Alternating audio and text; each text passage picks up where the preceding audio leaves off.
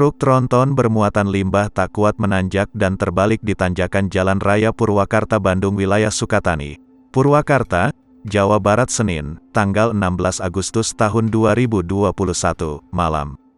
Sebelum terbalik tronton menabrak mobil sedan dan akhirnya menimpa truk bermuatan kedelai di belakangnya. Tidak ada korban jiwa dalam peristiwa tersebut, namun arus lalu lintas mengalami kemacetan panjang.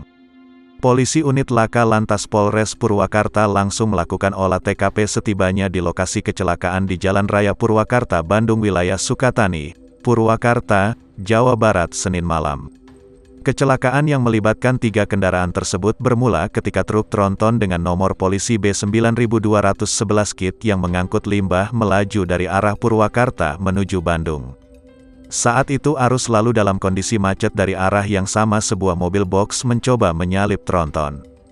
Karena sedang menanjak pengemudi tronton tak memberi jalan hingga terjadi tabrakan.